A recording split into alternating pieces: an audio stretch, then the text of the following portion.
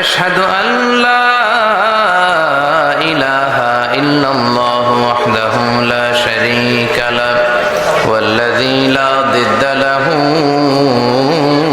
ولا ند له لا مثل له ولا مثيل له لا وزير له ولا كفيل له لا شبه له ولا شبيه له لا ولد له ولا والد له وهو الواحد الفرد الصمد لم يلد ولم يولد ولم يكن له كفوا أحد ونشهد أن سيدنا ونبينا وحبيبنا وبشيرنا ونذيرنا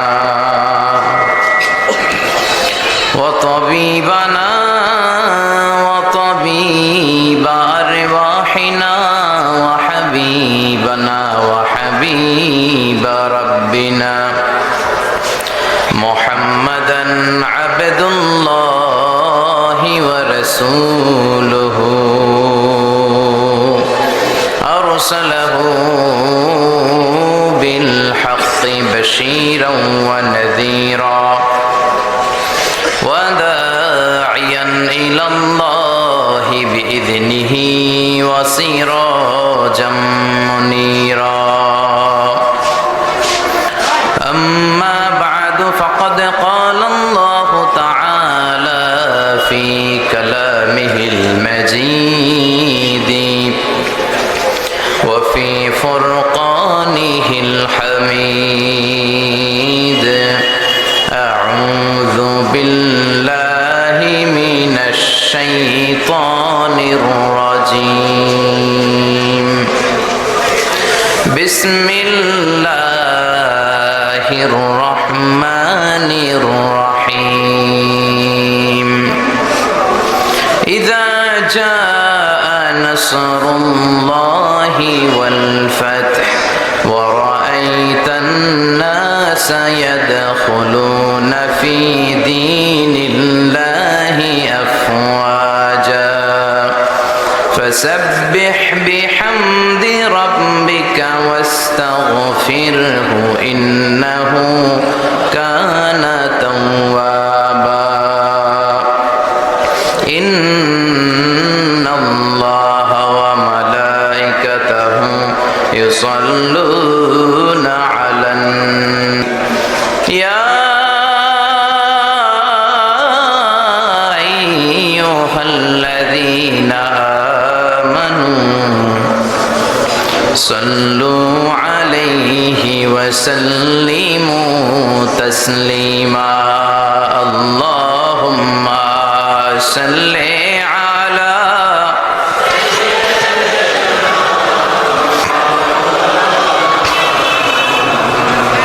وعلى آل سيدنا مولانا محمد তাহাজ্জুদের জায়নামাজে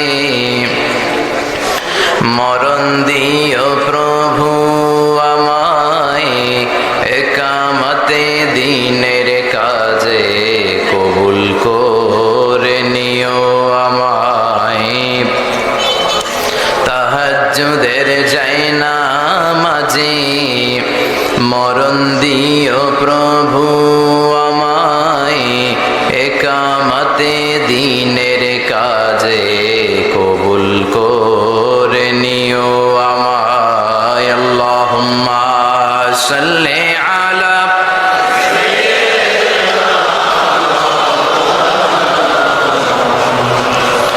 وعلى آل سيدنا مولانا محمد ওগো রাসূল প্রিয় রাসূল প্রাণের রাসূল ওগো রাসূল প্রিয় রাসূল প্রাণের রাসূল তোমারই জন্যে এ বিশ্বে মোরা আলো পেয়েছি কুল ওগো রাসূল প্রিয় রাসূল রাসূল ওগো রাসূল প্রিয় রাসূল প্রাণের রাসূল আল্লাহুম্মা সাল্লি আলা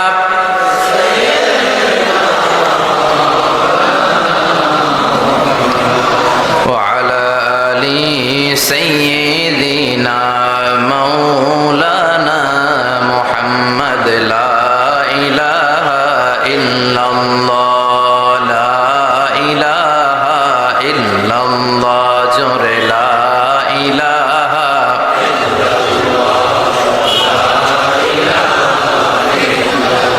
সুবহানাল্লাহ আলহামদুলিল্লাহ লা ইলাহা ইল্লাল্লাহ সুবহানাল্লাহ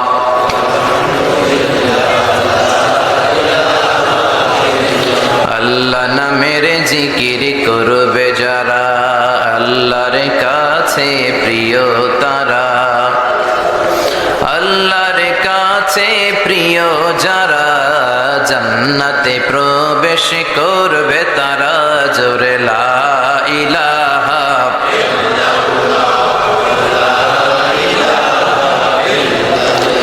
লা ইলাহা ইল্লাল্লাহু মুহাম্মাদুর রাসূলুল্লাহ সাল্লাল্লাহু আলাইহি ওয়াসাল্লাম। বিসমিল্লাহির রহমানির রহিম। ঈমান, আমল, জিকির, দুরুদ, এই তিনটা কি শিকারপুর মাদ্রাসার স্লোগান নাকি? ঈমানও আনতে হবে, আমলও করতে হবে, জিকিরও লাগবে, দুরুদও পড়তে হবে, ঠিক কিনা? চমৎকার তিনটা স্লোগান। ঈমান হতে হবে শিরক মুক্ত, ঠিক কিনা? আপনার ঈমান যদি শিরকের সাথে যুক্ত হয়, ওই ঈমান কোনো কাজে দিবে? জোরে বলেন। হাদিসে কুদসিতে আল্লাহ তাআলা বললেন, গোলাম ইয়া ইবাদি লাউ আতাইতানি বিকরাবিল আরদি খাতায়া, কিয়ামতের দিন যদি পাহাড় পরিমাণ গুনাহ, জমিন পরিমাণ গুনাহ নিয়ে আমার কাছে তুমি হাজির হয়ে যাও, আর ওই গুনার ভিতরে যদি শিরকের গুনাহ না থাকে, তাহলে আমি আল্লাহ পাহাড় পরিমাণ দয়া আর ক্ষমা নিয়ে তোমার কাছে হাজির হয়ে যাব। এজন্য ঈমান হতে হবে শিরক মুক্ত, শিরক থাকতে পারবে না। চিল্লা এখন ঠিক কিনা? এই শিরকটা বড় ভয়ঙ্কর, এটা এইডসের চেয়েও ভয়ঙ্কর, ক্যান্সারের চেয়েও ভয়ঙ্কর। ক্যান্সারের অ্যান্সার আছে, শিরকের কোনো অ্যান্সার নাই। লাইন আশরাকতা লা ইয়াহবাতান্না আমালুক ওয়া লা তাকুনান্না মিনাল খাসিরিন। যদি শিরক করে ফেলো, তোমার সব আমলগুলোকে বাতিল করে দিবে কে? এজন্য আমরা যখন নামাজে দাঁড়াই, আল্লাহ বলে নামাজ পরে পড়বি, আগে বল শিরক করস নাকি? আমরা বলি ওয়াজ্জাহাতু ওয়াজহিয়া লিল্লাযী ফাতারাস সামাওয়াতি ওয়াল আরদা হানিফা ওয়া মা আনা মিনাল মুশরিকিন। আল্লাহ শিরক করি না, সুবহানাল্লাহ পড়েন। আবার যখন হজে যাই, আল্লাহ বলে হজ পরে করবি, আগে বল শিরক করস কিনা? আমরা বলি লাব্বাইক আল্লাহুম্মা লাব্বাইক লাব্বাইক লা শারীকা লাক। আল্লাহ শিরক করি না। এজন্য শিরক করলে আপনি শেষ। ক্যান্সারের অ্যান্সার আছে, শিরকের কোনো অ্যান্সার। বিশ্বনবী শিরকের ব্যাপারে বলেছেন যে আখফা মিন দাবিবিন নামাল, পিঁপড়ার গুটি গুটি পায়ের চেয়েও আরো ছোট্ট পায়ে, এটা ভাইরাসের মতো দেহের ভেতরে ঢুকে। কম্পিউটারে ভাইরাস অ্যাটাক করে না? কি দিতে হয়? অ্যান্টিভাইরাস দিতে হয়। তাই ভাইরাসের মতো শিরক গুটি গুটি পায়ে আপনার দেহে প্রবেশ করে আপনার ঈমান, আপনার আমল, আপনার সব নেক আমলগুলোকে বরবাদ করে দিবে। চিল্লা এখন। এজন্য শিরকের সাথে আমাদের কোনো সম্পর্ক নাই। ঈমান হতে হবে শিরক মুক্ত। ২ নম্বর স্লোগান দিয়েছেন আমল। আমল হতে হবে বিশ্বনবী সাল্লাল্লাহু আলাইহি ইসলামের পন্থায়। মন গড়া কোনো আমল করলে সেটা আল্লাহর কাছে কবুল হবে। আমা আতাকুমুর রাসূলু ফাখুযুহু ওয়া মা নাহাকুম আনহু ফান্তাহু। বিশ্বনবী যেটা নিয়ে এসেছে সেটাকে আঁকড়ে ধরো, ক্লিং ইট আপ। আর বিশ্বনবী যেটা থেকে বারণ করেছে সেটা থেকে দূরে থাকো। বিশ্বনবী যা এনেছেন তাতে রহমত আর বরকত বেশি না কম? এজন্য বিশ্বনবীর সুন্নাহ আছে, যেখানে বরকত আছে আজকে মেডিকেল সায়েন্টিস্টরা তারা রিসার্চ করে পাচ্ছে বিশ্বনবী যত সুন্নাহর কথা বলে গিয়েছেন ওটার মধ্যে বরকত বেশি। বিশ্বনবী মেসওয়াকের কথা বলেছেন, এই মেসওয়াকে হাজার ধরনের বরকত। আল্লাহু আকবার। বিশ্বনবী পারফিউমের কথা বলেছে, আতর ব্যবহারের কথা বলেছে। এজন্য বিশ্বনবী যে সুন্নাহগুলোর কথা বলেছে এগুলো আমরা আমল করব। মন গড়া কোনো পদ্ধতিতে আমল করা যাবে না। ঈমান হতে হবে শিরক মুক্ত, আর আমল হতে হবে বিশ্বনবীর পন্থায়, ঠিক কিনা? 3 নম্বর আপনাদের স্লোগান হচ্ছে জিকির। জিকির হবে একজনের, তিনি কে? অন্তরে বসাইতে হবে একজনকে, তিনি কে? অনেকে অন্তরে আল্লাহরে না বসাইয়া আয়নারে বসাইতে চায়। আয়না বসাইয়া দে মোর কলবের ভিতর বাবারে, আছে না নাই?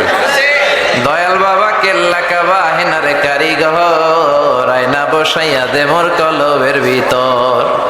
বলে বলে বলে কলবে আয়না বসাইবেন না আল্লাহর জিকির বসাবেন? আরো জোরে বলেন, কি বসাবেন? এই দেহের সবচেয়ে দামি অঙ্গ হচ্ছে আপনার কলব।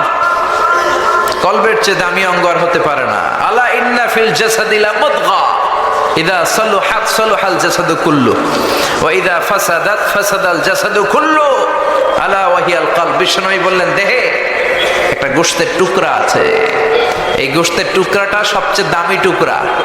এই টুকরাটা যদি ভালো হয়ে যায় পুরো দেহটা ভালো হয়ে যায়। এই টুকরাটা যদি নষ্ট হয়ে যায় পুরো দেহটা নষ্ট হয়ে যায়। সেটার নাম হচ্ছে কলব। সেটার নাম কি? এজন্য কলবের ভেতরে জিকির বসাবেন কার?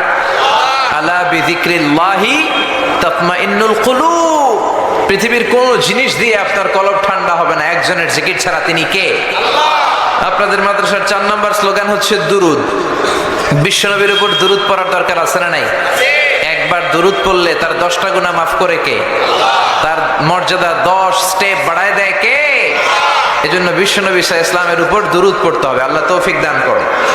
শিকারপুর দারুল কোরআন জিলানিয়া সিনিয়র মাদ্রাসা, মাদ্রাসা কর্তৃক আয়োজিত আজিমুশান 33তম বার্ষিক ওয়াজ ও মাহফিলে ঈদগাহে মদিনা। সভাপতি হচ্ছে আমার প্রিয় নানা ভাই শাহ মোহাম্মদ গোলাম সাদেক সাঈদী আল কাদেরী পীর সাহেব আড়াইবাড়ি দরবার কুমিল্লা। প্রচন্ড অসুস্থ, আপনারা জানেন, দীর্ঘদিন ধরে অসুস্থতায় ভুগছেন। আল্লাহ ওনাকে সুস্থ করে দেয়। 2 দিন ব্যাপী তাফসীরুল কোরআনের এই প্রোগ্রামের আজকে দ্বিতীয় রজনী, তাই না? অনেক রাত পর্যন্ত আপনারা বসে আছেন। আমার আগে কথা বলেছে হযরতুল আল্লাহ বিশিষ্ট আলেমে দ্বীন মুফতি আনম মাইনুদ্দিন সিরাজি সাহেব, সাবেক অধ্যক্ষ চান্দিনা আলামিন কামিল মাদ্রাসা। কথা বলেছেন ডক্টর আবুল কালাম আজাদ বাশার সাহেব। যারাই কথা বলেছে নিঃসন্দেহে কোরআন সুন্নাহর আলোকে বলেছে, ঠিক কিনা? কোরআন সুন্নাহ আছে যেখানে আমরা আছি, ভণ্ডামি আছে যেখানে আমরা যাব না। দো দিল বান্দা কালমা চোর, না পায় শ্মশান না পায় ঘোর, দিন থাকিতে আয়রে পথে ছাইড়া দে ভণ্ডামি। ভণ্ডামি ভণ্ডামি ভণ্ডামি ছাইড়া দে ভণ্ডামি, ঠিক কিনা? ভণ্ডামি আছে না নাই? মাজার নিয়ে ব্যবসায়ী দেশে আছে না নাই? হক্কানি পীর আউলিয়া ইকরাম যারা, তাদের সাথে আমাদের কোনো দুঃসম্পর্ক নাই, বিরোধিতা নাই, তাদের সাথে আমাদের সুসম্পর্ক। কিন্তু ইসলামকে পুঁজি করে যারা মাজার ব্যবসা করে, ভণ্ডামি করে, তাদের সাথে ইসলামের কোনো সম্পর্ক। নামাজ কালাম পড়ে না ইবলিশ শয়তানের নানা, ধর্মের একখান খুঁটি ধইরা কয়দিন করবা হয়রানি। ভণ্ডামি ভণ্ডামি ভণ্ডামি ছাইড়া দে ভণ্ডামি। দো দিল বান্দা কালমা চোর, না পায় শ্মশান না পায় ঘোর, দিন থাকিতে আয়রে পথে ছাইড়া দে ভণ্ডামি। ভণ্ডামি ভণ্ডামি ভণ্ডামি ছাইড়া দে ভণ্ডামি, ঠিক কিনা? এই ভণ্ডামি বাংলাদেশে আছে না নাই? লাল শালু নীল শালু আছে না নাই? মাজারের উপরে মশারি আছে না নাই? কত বড় ডাকাত মাজারে মশারি দেয়। দেখবেন ওর বাপেরে মশাই খায়, ওর মায়েরে মশাই খায়, ওর বাপেরে ওর মারে ও রেখে দিয়ে আসছে বৃদ্ধাশ্রমে। চিল্লায় বলেন ঠিক কিনা?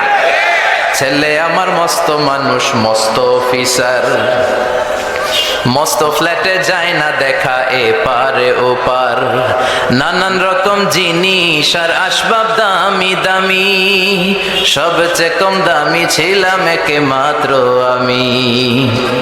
ছেলের আবার আমার প্রতি অগাধ সম্ভ্রম, আমার ঠিকানা তাই বৃদ্ধাশ্রম, ঠিক কিনা? বৃদ্ধাশ্রমে মারে পাঠায়, বাবারে পাঠায়, মারে মশাই কামড়ায়, বাপেরে মশাই কামড়ায়, কিন্তু মাজারে যে মশারি দিয়ে আসে এরকম বেয়াদব ডাকাত আছে না নাই? বিশ্বনবী মসজিদে নববীর মিম্বারের প্রথম স্টেপে উঠলেন, বললেন আমিন। দ্বিতীয় স্টেপে উঠলেন, বললেন আমিন। তৃতীয় স্টেপে উঠলেন, বললেন আমিন। সাহাবারা বললেন, ইয়া রাসূলুল্লাহ, তিনবার আমিন বললেন, কেন বললেন? আমরা তো কিছু বুঝলাম না। বিশ্বনবী বললেন, প্রথম স্টেপে যখন পা রেখেছি, সাইয়েদনা জিব্রাইল বলেছে, রোজা পে, সিয়াম পে, রমাদান পে যারা নিজের গুনাহ মাফ করাতে পারলো না তাদের উপর আল্লাহ লানত। আমি বললাম আমিন।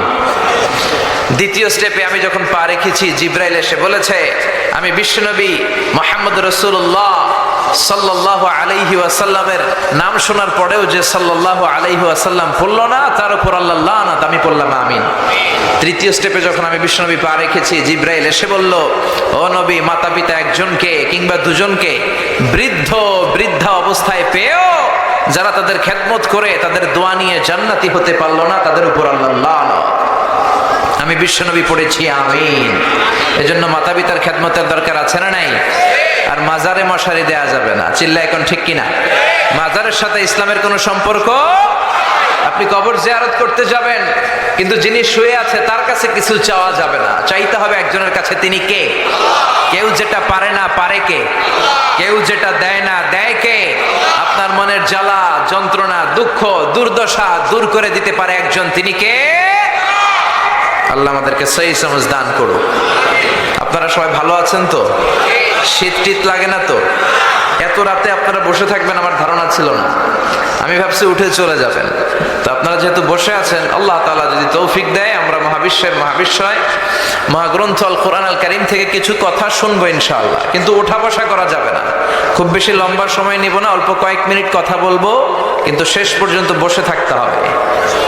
রাজি আছেন নাকি ওঠা বসা করবেন? কে কে উঠবেন? হাত তোলেন তো দেখি। কেউ উঠবেন না? দুই একজন ভুলে হাত তুলছে, সমস্যা নাই, আল্লাহ কবুল করুক। আমরা যে বইটা থেকে কথা শুনবো বইটার নাম কি? আরো জোরে বলেন, কি নাম? এই কোরআনের তেলাওয়াত শুনলে, এই কোরআনের তাফসীর শুনলে অন্তরটারে ঠান্ডা করে দেয় কে? হৃদয়টাকে বিগলিত করে দেয় কে? পৃথিবী বিখ্যাত কারি আব্দুল বাসিত ইবনে আব্দুস সামাদ, ওনার একটা তেলাওয়াত শুনে ইন্ডিয়ার প্রধানমন্ত্রী ইন্দিরা গান্ধী উনি কাঁদতে কাঁদতে বেহুশ হওয়ার উপক্রম হয়েছিল। ইন্দিরা গান্ধী কি মুসলমান না হিন্দু? তো হিন্দু কোরআন শুনে চোখের পানি ছাড়ে, সুবহানাল্লাহ পড়বেন না? আব্দুল বাসিত ইবনে আব্দুস সামাদ মিশরীয় কারি। জামাল আব্দুল নাসের মিশরের প্রেসিডেন্ট আব্দুল বাসিত ইবনে আব্দুস সামাদকে নিয়ে সোভিয়েত ইউনিয়নে গেল, যেটা বর্তমানে আমরা চিনি রাশিয়া নামে। কি নামে? রাশিয়াতে যাওয়ার পরে সবাই হচ্ছে কমিউনিস্ট।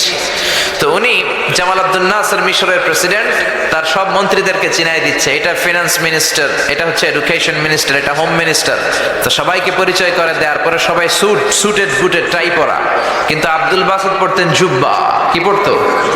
এখন সবাই বলে, এটা আপনাদের কোন মন্ত্রী? এটা কি ধর্মমন্ত্রী? সবাই টাই পরা, স্যুট পরা, প্যান্ট পরা, শার্ট পরা, আর এই জুব্বা পরা লোকটাকে? তো মিশরের প্রেসিডেন্ট জামাল আব্দুল নাসের বললেন, এটা আমার কোনো মন্ত্রী নয়, এটা আমার দেশে কোরআনের আবৃত্তিকারী, কোরআনকে যিনি তেলাওয়াত করে ওই আবৃত্তিকারক। সুবহানাল্লাহ। এখন কমিউনিস্ট নেতারা শুনে তো অবাক, কিরে কিসের আবার কোরআন, আবার কেমন করে আবৃত্তি হয়? আমাদের কাছে তো এমন কিছু নাই। জামাল আব্দুল নাসের বলে, আমাদের যদি কোনো বড় পার্টি হয়, প্রোগ্রাম হয়, ওই প্রোগ্রাম শুরু হয় এই কোরআনের আবৃত্তি দিয়ে, তেলাওয়াত দিয়ে। সুবহানাল্লাহ। তো ওই দিন রাতে ছিল বেলি ড্যান্সের পার্টি। কমিউনিস্ট নেতারা ডিনার করবে, রাতের খাবার খাবে, আর বেলি ড্যান্স হবে। কি হবে? বেলি ড্যান্স মানে কোমর দুলানোর নৃত্য, আর সাথে মদ আছে না নাই? জোরে বলে, মদ খাবে আর বেলি ড্যান্স হবে। তো রাশিয়ার প্রেসিডেন্ট বলল, আজকের রাতের বেলি ড্যান্সটা আমরা অফ রাখি। আপনি যেই আপনাদের ধর্মীয় গ্রন্থের আবৃত্তি কারককে নিয়ে এসেছেন তার আবৃত্তি আমরা শুনবো আর মদ খাবো। মদ খাবে আর কোরআন শুনবে। তো জামাল আব্দুল নাসের বললেন, যা হোক, তারপরেও কোরআনের কথাটা শোনাই না, দেখি কি হয়। সুবহানাল্লাহ পড়বেন না? তো জামাল আব্দুল নাসের অনেক কারি আব্দুল বাসিত ইবনে আব্দুস সামাদকে রাজি করালো যে আজকে রাতে তো যে নাইট পার্টি হবে, ওখানে বেলি ড্যান্স হবে আর উইস্কি খাবে, রেড ওয়াইন খাবে, অ্যালকোহল খাবে, মদ খাবে। তো বেলি ড্যান্সটা বন্ধ করতে পারছি, মদ খাওয়ানোটা বন্ধ করতে পারিনি। আপনি তেলাওয়াত করবেন, ওরা শুনবে আর মদ খাবে। আব্দুল বাসিত বলে আমি রাজি, খালি মাইকটা আমার হাতে দিয়েন। তো শত শত লোক বসেছে, কমিউনিস্ট লিডাররা, রাশিয়ার প্রেসিডেন্ট কারি আব্দুল বাসিত ইবনে আব্দুস সামাদ মাইকের সামনে যে আল্লাহরে বলে, আল্লাহ আমার গলায় যত সুর দিয়েছো, যত দরদ দিয়েছো, যত মেলোডি দিয়েছো, ভয়েস দিয়েছো আর সুরের ঝংকার দিয়েছো, সব উজাড় করে আমি তেলাওয়াত করব, তুমি এই কমিউনিস্ট লিডারদের অন্তরটা গলিয়ে দিও। উনি চোখ বন্ধ করে তেলাওয়াত করতে শুরু করলেন। উনি আউযু বিল্লাহি মিনাশ শাইতানির রাজীম বলে যখন টান দিলেন, সবাই মদের বোতল টেবিলে রেখে দিয়ে আব্দুল বাসিতের তেলাওয়াতের দিকে মনোযোগী হয়ে গেল। কেউ আর মদ খায় না, পাগলের মতো তাকিয়ে আছে। উনি দীর্ঘ লম্বা সময় তেলাওয়াত করলেন। ওনার তেলাওয়াত যারা শুনেছেন, ওনার রেসাইটেশনের স্টাইল হচ্ছে লম্বা দম নেয়, তারপর তাল লয় নিয়ে আবার টান দেয়, আবার দীর্ঘ সময় থামে, আবার পড়ে। লম্বা সময় উনি তেলাওয়াত করলেন। ওনার তেলাওয়াত শুনতে শুনতে কমিউনিস্ট লিডাররা নিজেদেরকে আর ধরে রাখতে পারলো না। মদ তো খাই না, এখন কাঁদতে শুরু করছে। দাঁড় দাঁড় করে ওদের চোখ দিয়ে পানি পড়তে শুরু করেছে। এই দৃশ্য দেখে জামাল আব্দুল নাসের, রাশিয়ার প্রেসিডেন্ট, এরা তো অবাক। কারি আব্দুল বাসিত ইবনে আব্দুস সামাদ, মিশরের সবচেয়ে বড় কারি, তেলাওয়াতের পরে চোখ খুললেন। চোখ খুলে দেখে পুরো হল রুম তার কন্ট্রোলে। কোন সুবহানাল্লাহ। সবাই শুধু কাঁদে। মিশরের প্রেসিডেন্ট জামাল আব্দুল নাসের কমিউনিস্ট লিডারদেরকে বললেন, ও যে তেলাওয়াত করছে আপনারা কিছু বুঝছেন? কয় না, কিছু বুঝি নাই। তো কাঁদলেন কেন? তারা বলতে শুরু করলো, আমাদের অন্তরে অনেক জ্বালা, আমাদের অন্তরে অনেক যন্ত্রণা, দুঃখ, কষ্ট, এগুলোকে ভুলে থাকার জন্য আমরা রাতে মদ খাই আর বেলি ড্যান্স দেখি। কিন্তু আজকে তোমার এই আবৃত্তিকারকের তেলাওয়াত শুনে আমাদের হৃদয়ে যত জ্বালা ছিল সব দূর হয়ে গিয়েছে। আমাদের হৃদয়টা, কলিজাটা ঠান্ডা হয়ে গিয়েছে। আমরা অর্থ বুঝি না, এর মানে বুঝি না, কিন্তু মনের অজান্তেই চোখ দিয়ে পানি নামতে শুরু করেছে। ওই আল্লাহর কোরআন আজও আসরা নাই।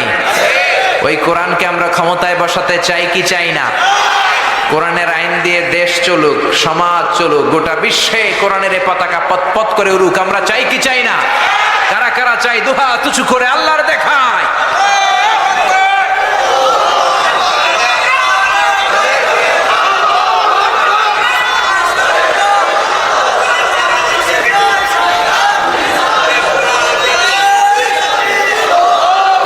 স্লোগানকে তুমি কবুল করো, কোরআনের জন্য ভালোবাসাকে তুমি আমাদের নাজাতের ওসিলা বানাও।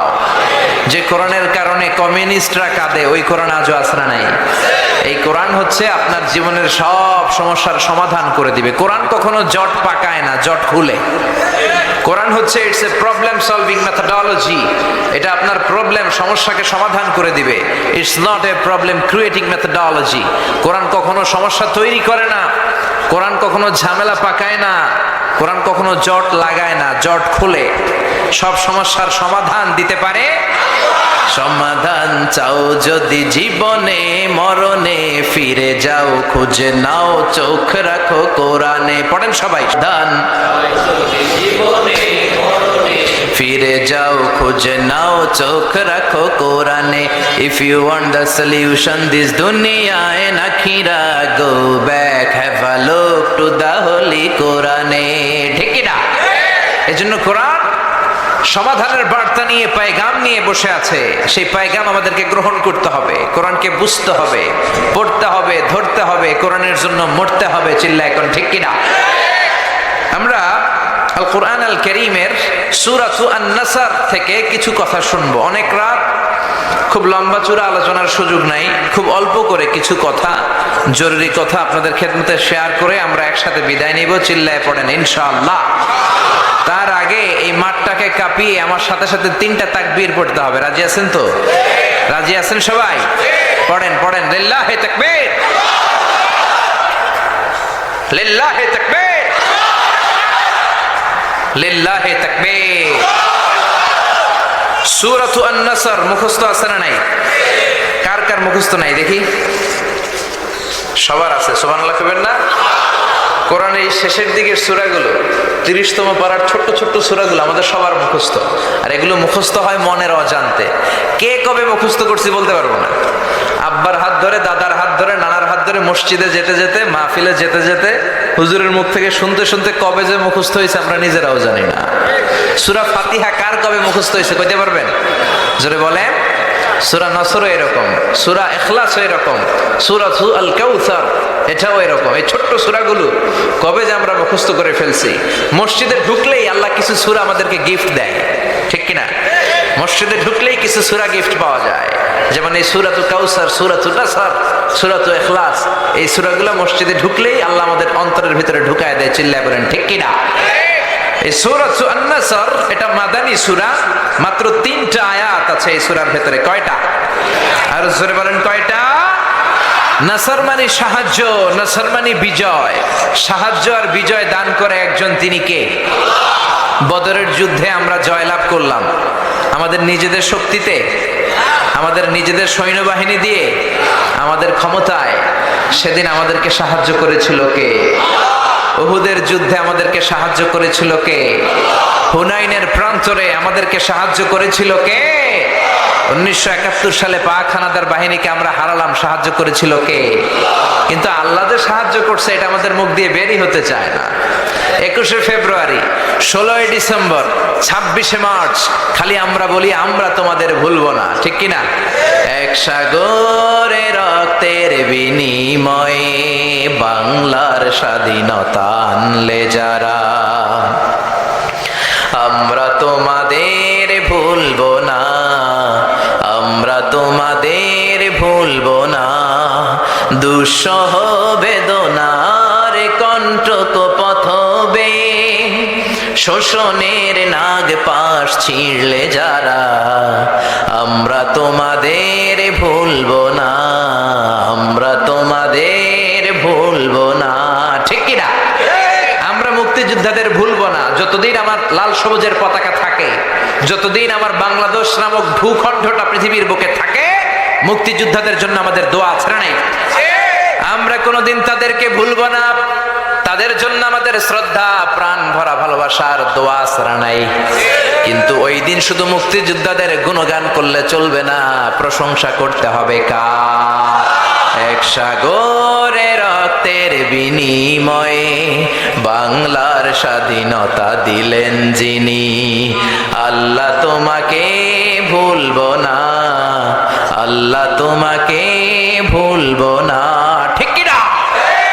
যে আল্লাহ আমাদেরকে বিজয় দিলেন, যে আল্লাহ আমাদের হাতে স্বাধীনতা দিলেন, 9 মাস রক্তক্ষয়ী যুদ্ধের পরে যে আল্লাহ আমাদেরকে লাল সবুজের পতাকা দিলেন, ওই আল্লাহরে আমরা ভুলবো না, ঠিক কিনা? এজন্য 16ই ডিসেম্বর, 26শে মার্চে, 21শে ফেব্রুয়ারিতে মুক্তিযোদ্ধাদের জন্য যেমনি দোয়া করব, ভাষা শহীদদের জন্য যেমনি দোয়া করব, আর সাথে সাথে প্রশংসা আর শুকরিয়া জ্ঞাপন করব কার? চিল্লায় বলেন কার? কিন্তু মাইক পেলে আমরা বলি যুদ্ধ করে আমরা বিজয় ছিনিয়ে এনেছি, আমরা বীরের জাতি, আমরা সাহসী জাতি। কিন্তু আল্লাহ যে আমাদের হাতে বিজয় তুলে দিলেন, ওই শুকরিয়া আমাদের মধ্যে নাই, ঠিক কিনা? আমরা মাইক পেলে সব ভুলে যাই, আল্লাহরে ভুলে যাই। টিভির ক্যামেরার সামনে দাঁড়ালে, সাংবাদিকদের সামনে দাঁড়ালে আমরা বলি এই দুর্যোগে কিচ্ছু হবে না, আমরা দুর্যোগ মোকাবেলা করব। ভূমিকম্পে বাংলাদেশের কিচ্ছু হবে না, অনেক খাদ্য মজুদ আছে, দুর্যোগ মন্ত্রী বলে ফেলে, ঠিক কিনা? তারপর শোক দিবসের ঘোষণা দেয়, শোক দিবসের ঘোষণা দিয়ে কোনো লাভ নাই, তওবা দিবস ঘোষণা দিতে হবে, চিল্লা এখন, ঠিক কিনা? 16 কোটি মানুষ আমাদের পাপের কারণেই দুর্যোগ। যাহারাল ফাসাদু ফিল বাররি ওয়াল বাহর বিমা কাসাবাত আইদিন নাস। জলে স্থলে অগ্নিকাণ্ড, ঝড় তুফান, ভূমিকম্প যাই হয় সব আমাদের হাতের কামাই। এজন্য মন্ত্রীদের টিভির সামনে এসে বলা দরকার আমরা জাতীয় তওবা দিবস ঘোষণা দিলাম। কোন দিবস? প্রধানমন্ত্রীর নেতৃত্বে আমরা সবাই তওবা করলাম। চিল্লায় বলেন তওবা করতে কোনো আপত্তি আছে? কথা কন। এজন্য আমাদেরকে বিজয় দিয়েছে কে?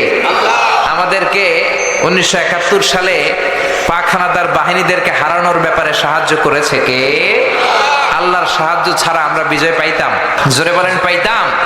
এজন্য রব্বুল আলামিন বলেন ইযা জাআ নাসরুল্লাহি ওয়াল ফাত ওয়া রাআইতান নাসা ইয়াদখুলুনা ফি দীনিল্লাহি ইল্লাহি আফওয়াজা ফাসাব্বিহ বিহামদি রাব্বিকা ওয়াস্তাগফিরহু ইন্নাহু কানা তাওয়াবা। পড়েন আল্লাহু আকবার। এই সূরাটি মাদানী সূরা। কি সূরা? আর জোরে বলেন। দশম হিজরিতে নাজিল হয়েছে হাজ্জাতুল ওয়াদা'ের সময়। বিশ্বনবী যখন হজ করেছিলেন, বিশ্বনবী জীবনে হজ করেছিলেন একটা। কয়টা? অনেকে এটা জানে না। 4টা উমরা করেছেন, মাত্র একটা হজ বিশ্বনবীর নসিবে ছিল। এটাই হচ্ছে বিদায় হজের বাণী বা ভাষণ যে আমরা শুনি, সেই বিদায় হজ, শেষ হজ, এটাই বিশ্বনবীর একটা মাত্র হজ। ওই হজের মৌসুমে আইয়ামুত তাশরিকের সময় মিনা প্রান্তরে বিশ্বনবীর উপর এই 3 আয়াতের ছোট্ট সূরাটাকে নাজিল করেছে কে? এই সূরাটা হচ্ছে আখিরুস সূরাতি নুজুলান ফিল কুরআন। কোরআনের সর্বশেষ নাজিল হওয়া পূর্ণাঙ্গ সূরা। কোরআনের সর্বপ্রথম নাজিল হওয়া পূর্ণাঙ্গ সূরা হচ্ছে সূরাতুল ফাতিহা। কোন সূরা? আর কোরআনের সর্বশেষ নাজিল হওয়া পূর্ণাঙ্গ সূরা হচ্ছে সূরাতুন নাসর। চিল্লায় পড়েন আল্লাহু আকবার। এই সূরার নাম সূরাতুন নাসর ছাড়াও আরো একটা নাম আছে, সেটা হচ্ছে সূরাতু আত-তাওদী', মানে বিদায়ের সূরা। বিশ্বনবী যে পৃথিবী থেকে অল্প কিছুদিনের মধ্যেই চলে যাবেন, বিদায় নেবেন, তার আগাম বার্তা এই সূরার ভেতরে আছে না নাই? বিশ্বনবী এই সূরা নাজিল হওয়ার পর পৃথিবীতে মাত্র 80 দিন বেঁচে ছিলেন। কয়দিন? কোন বর্ণনা এসেছে বিশ্বনবী এই সূরা নাজিলের পর মাত্র 90 দিন 3 মাস বেঁচে ছিলেন। এজন্য সূরা নাজিলের পর বিশ্বনবী বলতেন ওয়াকাদ নুঈতু ইলা নাফসি, আমার মনে হয় আমি আর বাঁচব না। এই সূরার অর্থ থেকে মনে হয় এই পৃথিবীতে আমি আর বেশি দিন নাই, কারণ আল্লাহ বলেছেন ও নবী যখন সাহায্য আসবে আর বিজয় আসবে আর আপনি দেখবেন লোকজন ঢলে ঢলে দলে দলে কালিমা পড়ে মুসলমান হয়ে যায়। পৃথিবীর সবাই যদি কালিমা পড়ে মুসলমান হয়ে যায়, তার মানে বিশ্বনবীর দাওয়াতি মিশন কমপ্লিট। ঠিক কি না? বিশ্বনবীর যেই পয়গাম, যে মিশন দিয়ে আর যে ভিশন দিয়ে আল্লাহ পাঠিয়েছে, ওই ভিশন কমপ্লিট। বিশ্বনবীর আর পৃথিবীতে থাকার দরকার নাই। চিল্লা এখন ঠিক কি না? এই কথা শুনে বিশ্বনবীর কন্যা, কলিজার টুকরা, নয়নের পুতুলি সাইয়্যিদাতুনা ফাতিমা রাদিয়াল্লাহু তাআলা আনহা ফাবাকাত, কাঁদতে শুরু করলেন। বিশ্বনবী বললেন ইসবিরি ইয়া ফাতিমা, ধৈর্য ধরো ফাতেমা, কান্না করো না, কেননা ফাইন্নাকি আউয়ালু আহলি বাইতি লিহাকান বি, এই পৃথিবী থেকে চলে যাওয়ার পরে সর্বপ্রথম আমার পরিবারের সদস্যদের মধ্য থেকে তুমি আমার সাথে সাক্ষাৎ করবে রে ফাতেমা। বিশ্বনবী মাত্র এই সূরা নাজিলের পর কয়দিন বেঁচে ছিলেন? 80 দিন।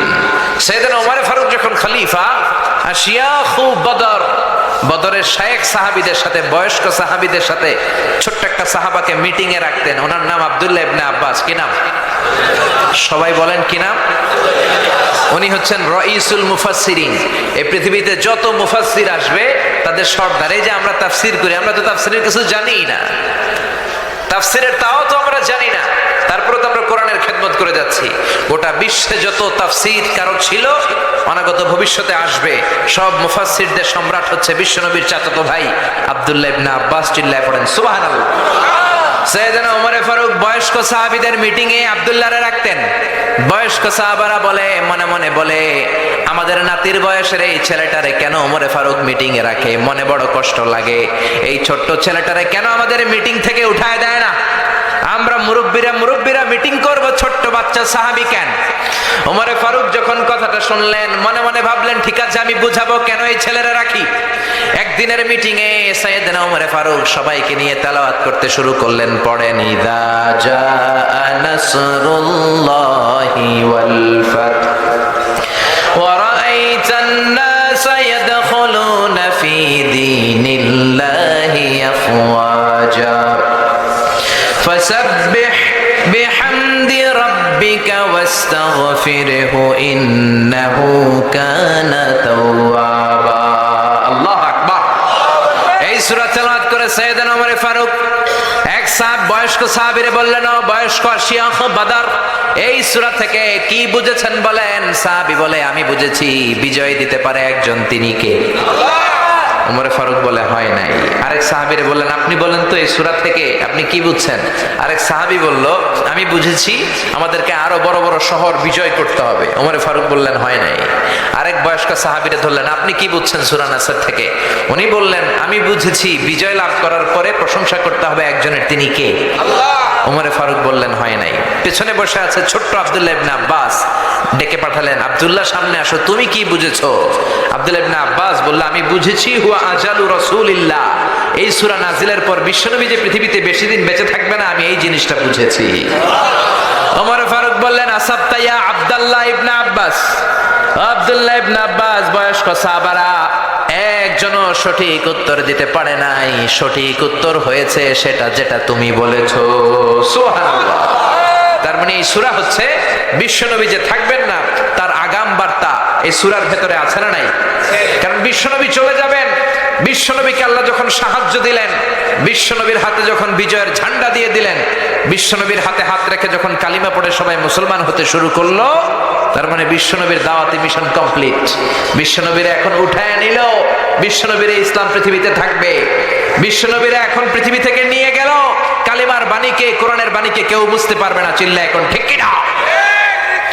এজন্য আল্লাহ বললেন ইযা জাআ নাসরুল্লাহি ওয়াল ফাতহ, ও নবী যখন সাহায্য আসবে, বিজয় আসবে, সাহায্য আমাদেরকে দান করে কে? আলা ইন্না নাসরাল্লাহি করিব ওয়ান নাসরু ইল্লা মিন ইনদিল্লাহিল আজিজিল হাকীম। পৃথিবীর কেউ আপনারে সাহায্য করতে পারবে না একজন ছাড়া, তিনি কে? আল্লাহ বললেন নবী যখন আমি আপনারে সাহায্য করব, যখন আমি আপনারে বিজয় দিব, এই ফাতহ দ্বারা উদ্দেশ্য হচ্ছে ফাতহে মক্কা, মানে মক্কা বিজয়। কি বিজয়? জোরে বলেন, সবাই বলেন মক্কা বিজয়। কারণ মক্কা বিজয় হয়ে যাওয়ার পরে কাফিরদের কোমরকে আল্লাহ ভেঙে দিয়েছে। আর কোন কাফির মুশরিক বিশ্বনবীর সামনে দাঁড়িয়ে বড় কথা বলতে পারে নাই, ঠিক কিনা? এজন্য আল্লাহ বললেন যখন আমি সাহায্য পাঠালাম, যখন আমি বিজয় দিলাম, রাআইতান নাসা ইয়াদখুলুনা ফি দীনিল্লাহি আফওয়াজা, তখন লোকজন দলে দলে কালিমা পড়ে মুসলমান হয়ে যাবে। সুবহানাল্লাহ। ও নবী যখন আমি আপনার সাহায্য দিব, বিজয় দিব, এজন্য বিশ্বনবীকে আল্লাহ তাআলা বিজয় চাওয়ার জন্য, ক্ষমতা চাওয়ার জন্য দোয়া করতে বলেছে। আল্লাহ নিজে শিখিয়ে দিয়েছে, ও নবী আপনি দোয়া করেন আমি যেন আপনার ক্ষমতার চেয়ারে বসাই, আমি যেন আপনার ক্ষমতা দেই, আমি যেন আপনার সাহায্য করি। এজন্য ক্ষমতা চাওয়াটা কল্যাণের জন্য, ক্ষমতায় যেতে চাওয়াটাও খারাপ কিছু না। চিল্লা এখন ঠিক কিনা? এজন্য বিশ্বনবী দোয়া করতেন ওয়াজআলনি মিন লাদুনকা সুলতানান নাসীরা, ও আল্লাহ আপনি আমারে বিজয়ী শক্তি দেন, সাহায্যকারী শক্তি দেন, ক্ষমতার মসনদে বসিয়ে দেন। কারণ ক্ষমতার মসনদে বসালে আমি কোরআনকে গোটা বিশ্বের মানুষের উপরে কায়েম করে দেব, ঠিক কিনা? এজন্য বিশ্বনবী বলতেন ইন্নাল্লাহা লা ইয়াযআউ বিসুলতান মা লা ইয়াযআউ বিল কোরআন। আল্লাহ মাঝে মাঝে ক্ষমতার প্রয়োগে সমাজে এমন কিছু করান যেটা কোরআন দিয়ে করানো যায় না। চিল্লা এখন ঠিক কিনা? আমরা আজীবন নামাজের ওয়াজ করব, কিন্তু সবাই নামাজি হবে না। কিন্তু প্রধানমন্ত্রী শেখ হাসিনা যদি ঘোষণা করে আমিও আজকে থেকে নামাজি হয়ে গেলাম, 17 কোটি মানুষ আপনারাও নামাজি হয়ে যান, কালকে থেকে যদি কেউ নামাজ বাদ দেয় আজীবনের জন্য কারাদণ্ড, 10 লক্ষ টাকা করে জরিমানা, আর প্রত্যেক ওয়াক্তের জন্য 5টা করে ব্যাট। একটা করে বেনামাজি থাকবে? বাংলার জমিনে কোনো জেলায়, কোনো থানায়, কোনো গ্রামে, কোনো মহল্লায়, কোনো পাড়ায়, কোনো বাড়িতে কোনো বেনামাজি থাকবে? চিল্লায় বলেন থাকবে? আমরা আজীবন ওয়াজ করলেও আপনারা নামাজি হবেন না। নসিব যাদের ভালো তারা হবেন, কিন্তু বাকিরা বেনামাজি। তার মানে সবকিছু ওয়াজ দিয়ে হয় না। মাইরের দরকার আছে না নাই? ক্ষমতার দরকার আছে না নাই? ও মিয়া বড় বড় আল্লাহর ওলিরা, আলেম ওলামারা বাংলার জমিনে সুদের বিরুদ্ধে ওয়াজ করেছে, মদের বিরুদ্ধে ওয়াজ করেছে, আমরাও করব, কিন্তু আজ মদ আছে না নাই? জোরে বলেন। খতিব ওবায়দুল হক সাহেব কত বড় খতিব ছিল বাইতুল মুকাররমের, উনি সুদের বিরুদ্ধে, মদের বিরুদ্ধে ওয়াজ করতে করতে মরে গেলেন, কিন্তু মদ মরে নাই, সুদ মরে নাই। মুফতি ফজলুল হক আমিনী কত বড় মুফতি ছিলেন, ওয়াজ করতে করতে মদের বিরুদ্ধে, সুদের বিরুদ্ধে ওয়াজ করতে করতে উনি মরে গেলেন, কিন্তু সুদ মরে নাই। বড় বড় আল্লাহর ওলিরা, চরমনায়ের পীর সাহেব, আগের পীর সাহেব, সারসিনার আগের পীর সাহেব, আড়াইবাড়ির পীর সাহেবরা মদের বিরুদ্ধে ওয়াজ করেছে। আমার নানা ভাই আড়াইবাড়ির পীর সাহেব, উনি মদের বিরুদ্ধে ওয়াজ করতে করতে মরে যাবে, কিন্তু মদ মরবে না। আমি আজহারি মদ আর সুদের বিরুদ্ধে ওয়াজ করতে করতে আমিও মরে যাব, কিন্তু সুদ মরবে না। কারণ আইন প্রতিষ্ঠা করে যেটাকে সমাজে চালু করা হয় ওইটা ওয়াজে মরে না, ওইটা আরেকটা আইন দিয়ে দমন করতে হয়। চিল্লায় বলেন ঠিক কিনা? এজন্য কোরআনের পক্ষে আইন বানানোর জন্য মসনদে সংসদে কোরআন ঢুকানোর দরকার আছে না নাই? ওয়াজ দিয়ে সুদ মরে না, মদ মরে না। মদ মারতে হলে কোরআনকে মসনদে বসাতে হবে। এজন্য বিশ্বনবী বললেন, ওয়াজআলনি মিন লাদুনকা সুলতানান নাসীরা, ও আল্লাহ আপনি আমারে ক্ষমতা দেন যাতে ক্ষমতা পেয়ে কোরআনের রাজকে আমি সমাজে চালু করে দিতে পারি। ঠিক কি না? এজন্য আল্লাহ বললেন, ওয়ারাআইতান নাসা ইয়াদখুলুনা ফি দীনিল্লাহি আফওয়াজা, ও নবী আপনি দেখবেন আপনারা যখন আমি ক্ষমতার মসনদে বসাবো, ক্ষমতার চেয়ারে বসাবো, আর ওই ক্ষমতা দিয়ে যখন আপনি কোরআনকে এস্টাবলিশ করবেন, লোকজন দলে দলে ঢলে ঢলে বাঁধ ভাঙা জোয়ারের মতো কালিমা পড়ে পড়ে সবাই মুসলমান হয়ে যাবে। ঠিক কি না? কোরআনের এই অগ্রযাত্রা, ইসলামের এই অগ্রযাত্রা পৃথিবীর কেউ ঠেকাতে পারবে? কোন জেল জরিমানা রক্তচক্ষুর ভয় দেখিয়ে কোরআনের আওয়াজকে থামানো যায়? কোরআনের আওয়াজকে থামানো যাবে? কোরআনের ব্যাপারটা একেবারেই ভিন্ন। এটারে থামাইতে গেলে এটা লাফায় ওঠে, এটারে বন্ধ করতে চাইলে এটা হুঙ্কার দিয়ে গর্জে ওঠে। চিল্লা এখন ঠিক কিনা? কোরআনের আওয়াজকে বন্ধ করা যায় না, কোরআনের এই শিক্ষাকে বন্ধ করে দেয়া যাবে না। এক জায়গায় আপনি কোরআনকে বন্ধ করতে চাইবেন, কোরআনকে স্তব্ধ করতে চাইবেন, অন্যান্য জায়গায় কোরআন গর্জে উঠবে। চিল্লা এখন ঠিক কিনা? এজন্য ঢলে ঢলে বানের পানির মতো লোকজন কালিমা পড়ে মুসলমান হতে শুরু করেছে। এই নিউজগুলো আমরা অনেকে জানি না। ইউরোপে আমেরিকাতে প্রতিদিন স্ট্রিট দাওয়া হয়, কলেজ দাওয়া হয়, রাস্তায় রাস্তায় দাঈরা কালিমার দাওয়াত দিয়ে খ্রিস্টানদেরকে, হিন্দুদেরকে, ইহুদিদেরকে কালিমা পড়ায় মুসলমান বানায় ফেলছে। হাজার হাজার লোক ইসলামের সুশীতল ছায়াতলের নিচে চলে আসছে, কিন্তু এগুলো সিএনএন-এ কভার হয় না, কেবল নিউজ নেটওয়ার্কে এগুলো পাবেন না, বিবিসিতে, ব্রিটিশ ব্রডকাস্টিং কর্পোরেশনে এগুলো আসে না। কারণ এগুলো আসলে গোটা বিশ্বে একটা তোলপাড় তৈরি হয়ে যাবে। এগুলো আসে না, এই নিউজগুলো আমরা শুনতে পাই না। বানের পানির মতো, বাঁধ ভাঙা জোয়ারের মতো লোকজন ইউরোপে আমেরিকাতে কালিমা পড়ে মুসলমান হচ্ছে। খ্রিস্টানদের এখন সবচেয়ে বড় চিন্তা, who is this Muhammad, what is this Quran, what is this Islam, কি এই ইসলাম, কে এই মুহাম্মদ, কি এই কোরআন। বিশ্বনবীর নাম লিখে তারা অনলাইনে সার্চ করে, they search by writing Muhammad, then they find a big biography of the last messenger, they read, they become convinced, they cry, and some of them they accept Islam. তারা বিশ্বনবী সম্পর্কে জানার জন্য বিশ্বনবীর নাম লেখা অনলাইনে সার্চ দেয়, অনলাইনে বিশ্বনবীর জীবনী পায়, পড়ে তারা অবাক হয়। অনেকে চোখের পানি ছাড়ে যাদের নসিব ভালো কালিমা পড়ে মুসলমান হয়ে যায়। খোদ আমেরিকাতে এখন মুসলমানের সংখ্যা 30 লাখেরও বেশি। হাজার হাজার মসজিদ হচ্ছে আমেরিকায়। ইউরোপিয়ান সোসাইটিতে মুসলমানদের অবদান দিনকে দিন বাড়ছে। একটা জরিপে, একটা স্ট্যাটিস্টিক্সে এসেছে, একটা সার্ভেতে এসেছে, after the twin tower attack the number of Muslim community already have been doubled in United States of America. Twin tower অ্যাটাকের পর, 9/11 এর পর আমেরিকাতে আগে যা মুসলমান ছিল, এই 9/11 এর পরে, টুইন টাওয়ার অ্যাটাকের পরে এখন মুসলমান তার দ্বিগুণ হয়ে গেছে। এজন্য যত সভ্যতা, যত শক্তি, যত সুপার পাওয়ার আছে সবগুলোকে অবদমন করে সর্বশেষ যেই পাওয়ারটার উত্থান ঘটবে সেটার নাম ইসলাম।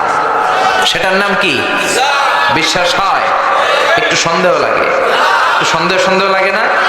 স্যার স্যামুয়েল হ্যান্টিংটন একটা বই লিখেছে, দি ক্লাশেস অফ সিভিলাইজেশন, সভ্যতার সংঘাত। তিনি বলেছেন পৃথিবীতে এত এত সভ্যতা, সবগুলো সভ্যতার পরে সর্বশেষ যেই সভ্যতাটার বিজয় হবে, সুপার পাওয়ার হিসেবে যেই সভ্যতাটা দাঁড়িয়ে থাকবে সেটার নাম ইসলামের সভ্যতা। সুবহানাল্লাহ। এজন্য ইমানের নূর দিয়ে, কালিমার নূর দিয়ে আল্লাহ যারে ধন্য করতে চায়, পৃথিবীর কোন শক্তি তাকে সেই নূর থেকে মাহরুম করতে পারে। আমেরিকাতে প্রথমে মুসলমান হলো বক্সার মোহাম্মদ আলী। আপনি ইন্টারনেটে Muslim community in United states of America দিয়ে সার্চ দিলে এদের নামগুলো পাবেন। কি পরিমাণে সেলিব্রিটিরা আমেরিকাতে মুসলমান হয়েছে। তিনি 60-এর দশকে মুসলমান হয়েছে, ইন্তেকাল করেছে 2016 সালে। এরপরে মুসলমান হয়েছে নীল আর্মস্ট্রং, যিনি প্রথম চাঁদে গিয়েছিলেন। এডউইন অলড্রিন আর মাইকেল কলিন্সকে নিয়ে চাঁদে নেমে দেখে চাঁদের এই মাথা থেকে ওই মাথাটা ফাটা। পৃথিবীতে এসে বিশ্বনবীর জীবনী পড়ে জানতে পেরেছে বিশ্বনবী আঙ্গুলের ইশারায় চাঁদকে 2 ভাগ করেছেন। এই ঘটনা জেনে সে কালিমা পড়ে মুসলমান হয়েছে। তার মুসলমান হওয়ার পরে আমেরিকাতে মুসলমান হওয়ার হিড়িক লেগেছে। দলে দলে সেলিব্রিটিরা কালিমা পড়তে লাগলো। মুসলমান হলো ফ্রান্সের বিখ্যাত surgeon doctor Morris Bucaille. France তার বাড়ি, তার মানে ইউরোপে, পুরো ইউরোপ কেঁপে গেল। তিনি তার নাম রেখেছেন কনভার্টেড মুসলিম হিসেবে সুলাইমান। এরপরে এরকম শত শত সেলিব্রিটি, পাকিস্তানের ক্রিকেটার ইউসুফ ইউয়ানা কালিমা পড়ে মুসলমান। টনি ব্লেয়ারের আপন শালী লরেন বুথ একজন মিডিয়া কর্মী, কালিমা পড়ে মুসলমান। নেলসন ম্যান্ডেলার আপন নাতি, দক্ষিণ আফ্রিকার প্রেসিডেন্টের নাতি, কালিমা পড়ে মুসলমান। পপ স্টার আমেরিকার মাইকেল জ্যাকসন কালিমা পড়ে মুসলমান। ইন্ডিয়ার তামিল নায়িকা মানুকি রেহা মারতিরাজ কালিমা পড়ে মুসলমান। সুবহানাল্লাহ কইবেন না? নাম রেখেছে রাহিমা। এরকম হাজার হাজার লোক কালিমা পড়ে মুসলমান হয়ে যাচ্ছে। এজন্য ইসলামের বিরুদ্ধে ষড়যন্ত্র করে জেল জরিমানার ভয় দেখে ইসলামের অগ্রযাত্রাকে ঠেকিয়ে রাখা যাবে না। চিল্লা এখন ঠিক কিনা? আল্লাহ বললেন ইউরিদুনা লিইউতফিউ নূরাল্লাহি বিআফওয়াহিহিম ওয়াল্লাহু মুতিম্মু নূরিহি ওয়ালাউ কারিহাল মুশরিকুন। ইসলাম বিরোধীরা, কোরআন বিরোধীরা, তারা চায় তাদের মুখের ফুৎকারে কোরআনের বাতি, ইসলামের বাতিকে নিভিয়ে দিবে। আল্লাহ বললেন, ও গোলাম শোনো, ইসলামের বাতিকে নিভিয়ে দেয়া এত সহজ নয়। আমি কিয়ামত পর্যন্ত রব্বুল আলামিন নিজেই ইসলামের বাতিকে জ্বালিয়ে রাখবো। গত 10 বছরে আপনি সার্ভে করলে দেখবেন বাংলাদেশে তাফসির মাহফিলের সংখ্যা বেড়েছে না কমেছে? দাড়িওয়ালার সংখ্যা বেড়েছে না কমেছে? কোরআনের প্রতি প্রেম, আগ্রহ আর ভালোবাসা বেড়েছে না কমেছে? মুফাসসিরদের উপর আগ্রাসনের কারণে তাফসির মাহফিল বন্ধ হয়েছে? এক মুফাসসির কারাগারে, লক্ষ মুফাসসির ঘরে ঘরে। চিল্লা এখন ঠিক কিনা? এক মুফাসসিরকে নিষিদ্ধ করলে আরো 10 মুফাসসির আল্লাহ জমিনে পয়দা করে দিয়েছে। এক জায়গায় কথা বলার সুযোগ বন্ধ হয়েছে, আরো 10টা রাস্তা উন্মুক্ত হয়েছে। এজন্য ইসলামের অগ্রযাত্রা, কোরআনের অগ্রযাত্রাকে বন্ধ করা এত সোজা না। ইসলামের হেফাজতের দায়িত্ব স্বয়ং নিয়েছে কে? এজন্য রাব্বুল আলামিন বলেন, ওয়ারাআইতান নাসা ইয়াদখুলুনা ফি দীনিল্লাহি আফওয়াজা। ও নবী, আপনি দেখবেন দলে দলে, ঢলে ঢলে, বাঁধ ভাঙা জোয়ারের মতো লোকজন কালিমা পড়ে মুসলমান হয়ে যায়। সুবহানাল্লাহ পড়েন। অবাক করা কাণ্ড যে ইউরোপে, আমেরিকাতে, গোটা মুসলিম বিশ্বে এত অধপতনের পরেও তারা কেন কালিমা পড়ে মুসলমান হয়? আমরা হচ্ছি সুপার পুয়ার, সবচেয়ে দরিদ্র, সবচেয়ে নির্যাতিত, নিষ্পেষিত একটা জাতি। আমাদের কোনো সেন্ট্রাল লিডারশিপ নাই। মিয়ানমারে আমগরে মাইরা ভর্তা বানাইতেছে, ধমক দিবে এরকম ধমক দেওয়ার মতো নেতাটাও নাই, ঠিক কিনা? তারপরে ইসলামের অগ্রযাত্রা অব্যাহত আছে না নাই? কেন মুসলমান হচ্ছে লোকজন? কেন কালিমা পড়ে ইসলামের সুশীতল ছায়ার ভেতরে আসছে? এর কারণ ইসলামকে আল্লাহ এত ইউনিক, আনপ্যারালাল, এত সমৃদ্ধ এবং বিবেক সুলভ, জীবন ঘনিষ্ঠ ধর্ম হিসেবে এই পৃথিবীতে পাঠিয়েছেন। ইসলাম নিয়ে কেউ যদি অ্যানালাইসিস করে, গবেষণা করে, সে যদি বুদ্ধিমান হয়, সে কালিমা পড়ে মুসলমান হয়ে যায়। চিল্লা এখন ঠিক কিনা? ইসলামকে আল্লাহ কিছু খাসায়েস দিয়েছে, আনপ্যারালাল বৈশিষ্ট্য দিয়েছে, যেগুলো পৃথিবীর কোনো ধর্মের ভেতরে নাই। সুবহানাল্লাহ পড়েন। আপনি এক এক ধর্মের ভেতরে এক এক ধরনের অসারতা পাবেন। সব ধর্মের প্রতি আমি শ্রদ্ধা রেখেই বলছি, কোন ধর্মের ব্যাপারে আমাদের অ্যালার্জি নাই। কারণ আপনি কোন ধর্ম চুজ করবেন এটা আপনার পার্সোনাল ইস্যু। কিন্তু সব ধর্মের উপর শ্রদ্ধা রেখে বলছি, ইসলাম ধর্মের মতো এত জীবন ঘনিষ্ঠ, এত জীবন সমৃদ্ধ ধর্ম পৃথিবীতে আর দ্বিতীয়টা নাই, ঠিক কিনা? আপনি খ্রিস্ট ধর্মে যান, ওরা শুধু এক বিবাহকে জায়েজ করেছে, একজন পুরুষ শুধু একটা বিয়ে করতে পারবে, ওই স্ত্রী মূল্যে আর একটা। কিন্তু ইসলাম 4টা স্ত্রীকে একসাথে রাখার অনুমতি দিয়েছে। চিল্লা এখন ঠিক কিনা? আপনি ইহুদি হতে চান, ইহুদি হতে পারবেন না। বাই বর্ন আপনাকে ইহুদি হতে হবে। আপনার মা যদি ইহুদি না হয়, আপনি ইহুদি হতে পারবেন না। কিন্তু সব ইহুদি, হিন্দু, খ্রিস্টানের জন্য আমাদের ইসলামের দুয়ার উন্মুক্ত আছে না নাই? হিন্দু ধর্মে একটা নিয়ম ছিল যে স্বামী যদি মারা যেত, তার বউ বেঁচে থাকলে বউকেও আগুনে পোড়ানো হতো। সতীদাহ প্রথা বলে, ঠিক কিনা? রাজা রামমোহন রায় এসে এটাকে উঠিয়েছে। আবার হিন্দু ধর্মে একটা সিস্টেম আছে, আপনাকে আসল হিন্দু হইতে হলে একবার গোমূত্র পান করতে হবে। গরুর পেশাব পান করবেন নি? 1 কোটি 2 কোটি টাকা দিলে 3 কোটি, গোটা পৃথিবীটাও যদি আমাদেরকে দিয়ে দাও, আমরা গরুর পেশাব খাবো না। চিল্লা এখন, ঠিক কিনা? এরকম কোন অসার বিধান, জীবনের সাথে কোনো সংযোগ নেই, কানেকশন নেই, এরকম কোন বিধান ইসলামে আছে? এই জন্য এগুলো দেখে, ইসলামের বিউটি দেখে লোকজন কালিমা পড়ে মুসলমান হয়ে যায়। কোন সুবহানাল্লাহ। লন্ডনে আমার কিছু ফ্রেন্ড, তারা ক্লিনলিনেস অ্যাওয়ারনেস ক্যাম্পেইন করেছে, সব জায়গার ময়লা পরিষ্কার করত। তো লোকজন জিজ্ঞেস করলো যে লন্ডনের এই ময়লাগুলো কোথায়? সবাই বলল কিছু যুবক ছেলে ময়লা পরিষ্কার করে। তারা যেয়ে দেখলো যুবকগুলো কথা বলে না, মুখে মাস্ক আর গেঞ্জির মধ্যে লেখা মুহাম্মদ সাল্লাল্লাহু। দেখেন, কথা না বলেও শুধু একটা শব্দ দিয়েও দাওয়াতি কাজ করা যায় কি যায় না? চিল্লায় বলেন। এই বিশ্বনবীর নাম দেখে দেখে, কোরআনের নাম শুনে শুনে তাদের দ্বারা ইনফ্লুয়েন্সড হয়ে হয়ে লন্ডন শহরেরও অনেক যুবক কালিমা পড়ে মুসলমান হয়েছে। সুবহানাল্লাহ। এজন্য রব্বুল আলামিন বলেন, ইসলামকে আমি এমন ভাবে নীতি সমৃদ্ধ করেছি, আহকাম সমৃদ্ধ করেছি, ইসলাম ছাড়া পৃথিবীর অন্য কোন ধর্মে এত সৌন্দর্য নাই। সুবহানাল্লাহ। ইসলামের প্রথম সৌন্দর্য হচ্ছে এটা রব্বানি, আল্লাহ প্রদত্ত ধর্ম। এটা মানব মস্তিষ্ক প্রসূত কোনো ধর্ম নয়, এটা মানুষের বিবেক দিয়ে বানানো ধর্ম নয়। এই ধর্মকে সরাসরি আসমান থেকে নাজিল করেছে কে? খ্রিস্টানরাও কিন্তু আল্লাহরে মানে, কিন্তু তারা শিরক করে ফেলে। এজন্য যারা বিদেশে যাওয়ার জন্য ডলার কিনেছিলেন, দেখবেন ডলারের পেছনে লেখা ইন গড উই ট্রাস্ট, আমরা গডে বিশ্বাসী। খ্রিস্টানরা কিন্তু নাস্তিক না। নাস্তিকরা পৃথিবীতে সবচেয়ে কপাল পোড়া, কারণ ওদের কান্নাকাটি করার কোনো জায়গা নাই, ঠিক কিনা? নাস্তিকের চেয়ে হিন্দু ভালো, কারণ তারা মূর্তির সামনে যে কান্নাকাটি করার সুযোগ আছে না নাই? নাস্তিকের চেয়ে ইহুদি ভালো, কারণ তারা সিনাগগে যে পূজা করে। নাস্তিকের চেয়ে খ্রিস্টান ভালো, কারণ তারা জেসাস খ্রাইস্টের কাছে যে চায়। আমরা মসজিদে যে কার কাছে চাই? কিন্তু নাস্তিকরা কার কাছে চায়? জোরে বলেন, জোরে বলেন। ওদের চাওয়ার কোনো জায়গা আছে? এজন্য নাস্তিক হওয়া যাবে। ইউনাইটেড স্টেটস অফ আমেরিকার জনগণরা কিন্তু নাস্তিক নয়, ওরা খ্রিস্টান। প্রোটেস্ট্যান্ট, অর্থোডক্স আর রোমান ক্যাথলিক, এই 3টা মাযহাব ওদের। আমাদের মাযহাব কয়টা?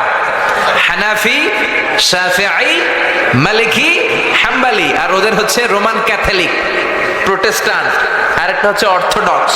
ওরাও আল্লাহরে বিশ্বাস করে, কিন্তু শিরক করে ফেলে। ট্রিনিটি, ওই যে শিরক করা যাবে না।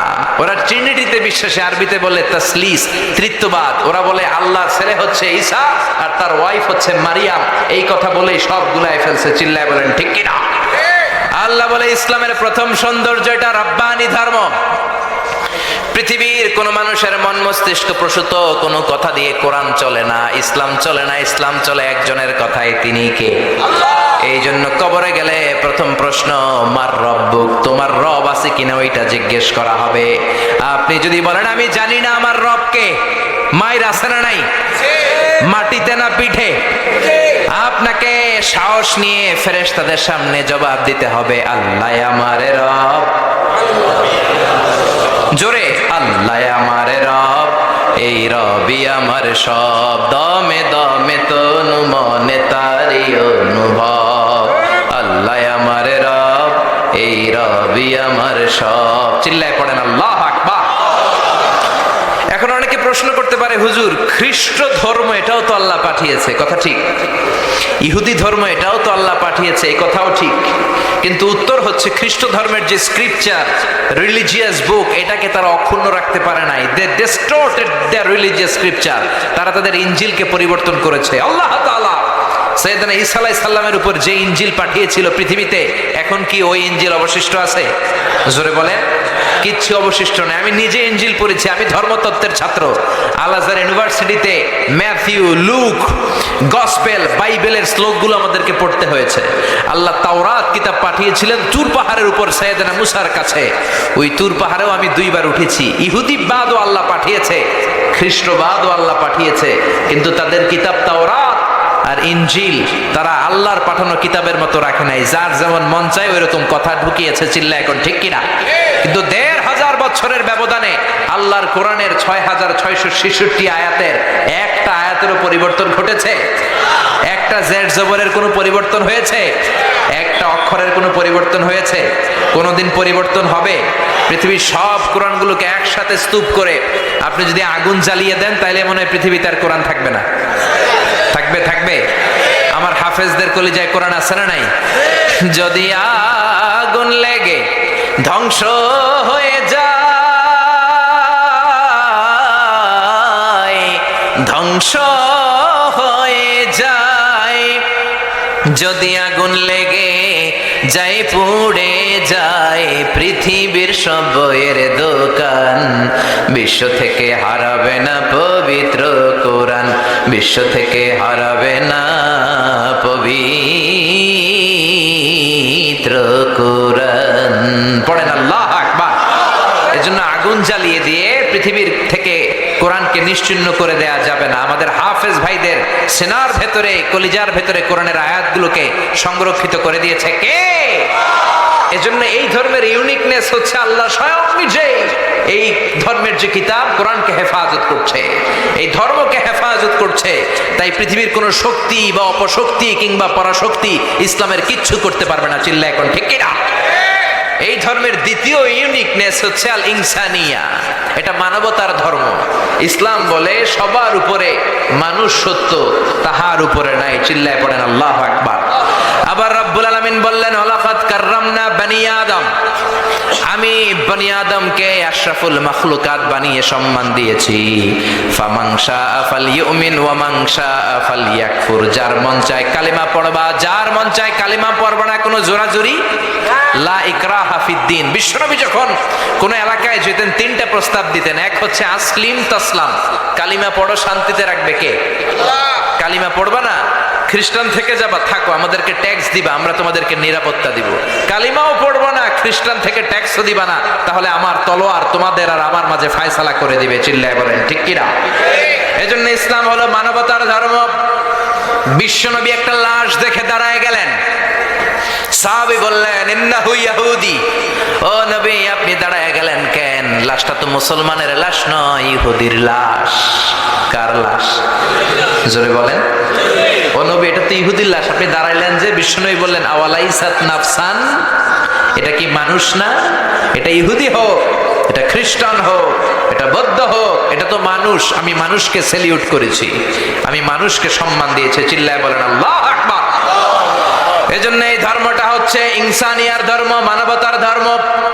3 নম্বরে এই ধর্মটা হচ্ছে দ্বীনুন শামিল, দ্বীনুন কামিল। আপনার গোটা জীবনে যা যা দরকার সবকিছু কোরআনের ভেতরে দিয়ে দিয়েছে কে? কোরআনের শুরু থেকে শেষ পর্যন্ত যদি আপনি রিসার্চ করেন, আপনি দেখবেন আপনার জীবনের এমন কোনো অঙ্গন নাই যে অঙ্গনের ব্যাপারে আপনারে আল্লাহ পাক কিছু বলে নাই, সব বলে দিয়েছে। এজন্য ইসলামকে খণ্ডিত করে মানা যায় না, মানলে পুরোটাই মানতে হয়। আপনি যদি বলেন 114টা সূরার 110টা মানি, 4টা মানি না, মুমিন না কাফের? মানলে আপনার সব মানতে হবে। 6666 আয়াত, আপনি বললেন 6665টা মানি, কয়টা মানি না? মুমিন না কাফের? মুমিন না কাফের? অনেকে বলে আমরা সুবিধাজনক কথাগুলা মানি, কঠিন কথা মানি না। এরকম কথা যারা বলে মুমিন না কাফের? সুন্নাত নয় শুধু সুমধুর আলাপ, আর সুন্নাত হলো হুঙ্কার গর্জন। ঠিক কিনা? আপনি মিষ্টি মিষ্টি আলাপ করলেন, অন্যায়ের প্রতিবাদ করলেন না, হুঙ্কার দিলেন না, আপনি কি মুমিন না কাফের? সুন্নাত নয় শুধু মেষ চড়াতে যাওয়া, আর সুন্নাত হলো রাষ্ট্রনায়ক হওয়া। ঠিক কিনা? মা মিন নাবিয়্যিন ইল্লা রাআল গানাম, পৃথিবীতে এমন কোন নবী নাই যে নবী ছাগল চড়ায় নাই। এজন্য সুন্নত আদায়ের জন্য আপনি ছাগল চড়ান, কিন্তু কোরআনকে যে সংসদে বসাইতে হবে ওই সবচেয়ে বড় সুন্নাতটা আপনি মানেন না, আপনি মুমিন না কাফের? সুন্নাত নয় শুধু পাগড়ি মাথায় দেয়া, আর সুন্নাত হলো অন্যায় বাধা দেয়া। ঠিক কিনা? পাগড়ি মাথায় দিয়ে সুন্নাত আদায় করতেছেন, সমাজের অন্যায়ের ব্যাপারে আপনি নিশ্চুপ। আসাকিতু আনিল হাক্কি শায়তানুন আখরাস, অন্যায় দেখে বাতিল দেখে যে চুপ থাকে ওইটা হইলো বোবা শয়তান। চিল্লা এখন ঠিক কিনা? আপনি পাগড়ি মাথায় দিয়ে সুন্নাত আদায় করতেছেন কিন্তু অন্যায় দেখে বাধা দেন না, মুমিন না কাফের? সুন্নাত নয় শুধু পাগড়ি মাথায় দেয়া, আর সুন্নাত হলো অন্যায় বাধা দেয়া মোহাব্বতে তার। সুদিনের সাথী তুমি, দুর্দিনেও তার পাশে থাকো কি। আরো কিছু সুন্নাত আছে তুমি জানো কি, জানলেও জীবনে কখনো তা মানো কি। সুন্নাত নয় শুধু দাওয়াতের মেহমান, খালি দাওয়াত খাইবেন সুন্নাত হয়ে গেল। হ্যাঁ, সুন্নাত নয় শুধু খাওয়া শেষে মধুপান। মিলাদের পর গরম গরম জিলাপি, সুন্নত শেষ নাকি? আরো কিছু সুন্নাত আছে তুমি জানো কি, জানলেও জীবনে কখনো তা মানো কি। চিল্লায় বলেন ঠিক কিনা? এজন্য রব্বুল আলামিন বলেন, গোলাম মানলে পুরোটাই মানবা, তাইলে তোমারে পাক্কা মুমিন বানায় দিবে কে? এই ইসলামের আরেকটা অনন্য বৈশিষ্ট্য হচ্ছে ইসলাম মানা সোজা। ইসলাম মানা কঠিন না সহজ? ইসলামের যত নিয়ম আপনার সাথে স্যুট করবে, আপনার সাথে ম্যাচ করবে, আপনার সাথে যাবে না, স্যুট করে না, ম্যাচ করে না, এমন কোন নিয়ম আল্লাহ দেয় নাই। সুবহানাল্লাহ। দাঁড়িয়ে নামাজ পড়া ফরজ, দাঁড়াতে পারেন না, বসে পড়েন, কবুল করে নিবে কে? ওযু করে নামাজ পড়া ফরজ, ঠান্ডা লাগছে তায়াম্মুম করেন, কবুল করে নিবে কে? দামি জিনিস দিয়ে মহারণা দেওয়া ফরজ, টাকা নাই কিন্তু কোরআনের কয়েকটা সূরা জানেন, আপনার স্ত্রী সূরা পারে না, আপনি আপনার স্ত্রীকে কোরআনের সূরা পড়ায় দেন, এইটাকেও মোহর হিসেবে কবুল করবে কে? বিষ্ণু বললেন, ইয়াসিরু ওয়ালা তুআসিরু বাশিরু ওয়ালা তুনাফিরু। ইসলামকে সহজ করে সাবলীল করে মানুষের কাছে উপস্থাপন করো, ইসলামকে কঠিন করে দিও না। চিল্লায় পড়েন সুবহানাল্লাহ। এজন্য ইসলাম মানা সহজ, ইসলামের মধ্যে কোনো কাঠিন্যতা নাই।